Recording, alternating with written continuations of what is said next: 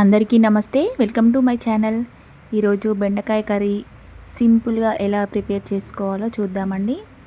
ఇలా ఒకసారి ట్రై చేసి చూడండి.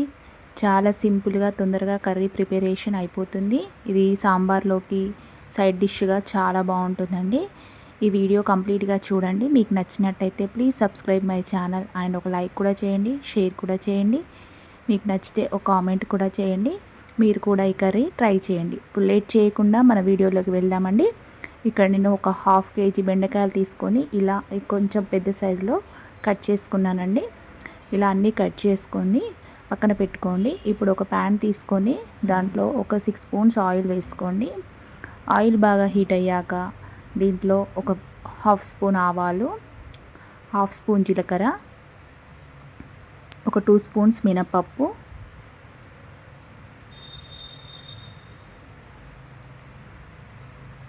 కొంచెం పల్లీలు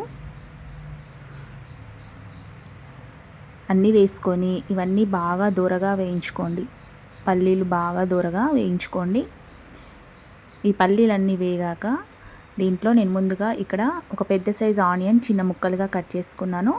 ఒక 3 మిర్చీస్ కూడా కట్ చేసుకొని ఇవి దీంట్లో వేసుకుంటున్నాను. ఈ ఆనియన్స్ అన్నీ కూడా ఆయిల్లో బాగా ఫ్రై అవ్వాలండి. బాగా ఫ్రై అయ్యే వరకు ఇలా వేయించుకోండి.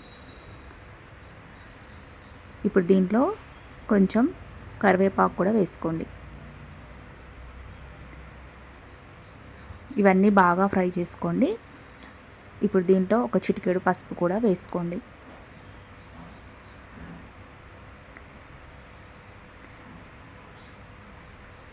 ఈ పసుపు అంతా దీంట్లో కలిసేటట్టు కలుపుకొని దీంట్లో కొంచెం ఒక 1.5 స్పూన్ అల్లం వెల్లుల్లి పేస్ట్ కూడా వేసుకొని ఇదంతా ఆయిల్లో బాగా ఫ్రై చేసుకోండి. అల్లం వెల్లుల్లి పేస్ట్ స్మెల్ అంతా పోయే వరకు ఆయిల్లో బాగా ఫ్రై చేసుకోండి.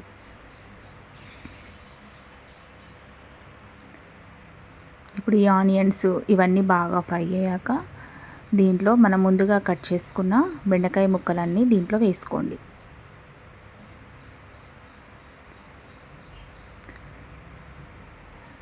ఈ బెండకాయ ముక్కలన్నీ దీంట్లో వేసుకున్నాక ఇదంతా ఒకసారి బాగా కలుపుకోండి. ఇక్కడ బెండకాయలు మనకు జిగురుగా రాకుండా కూర ముద్దగా అవ్వకుండా దీంట్లో ఒక హాఫ్ లెమన్ రసం పిండుకుంటే సరిపోతుందండి. బెండకాయ ముద్ద ముద్దగా అవ్వదు, కర్రీ పొడి పొడిగా బాగా వస్తుంది. దీంట్లో ఒక హాఫ్ చెక్క లెమన్ పిండుకోండి.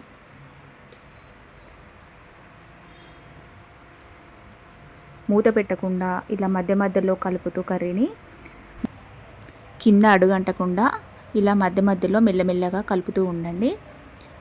చూడండి కొంచెం ఉడికింది. ఇది కొంచెం ఉడికాక దీంట్లో ఒక 1.5 స్పూన్ కారం, ఒక 1.5 స్పూన్ ఉప్పు వేసుకోండి. వేసుకొని ఇదంతా ఒకసారి బాగా కలుపుకోండి. కర్రీని మరీ ఎక్కువగా కలపకుండా ఇలా మెల్లమెల్లగా అటు ఇటు కలుపుతూ ఉండండి, లేకపోతే ముద్దగా అయిపోతుంది. ఇక్కడ 1.5 స్పూను ఉప్పు కారం మీకు సరిపడా వేసుకోండి. వేసుకొని ఇదంతా బాగా కలుపుకోండి.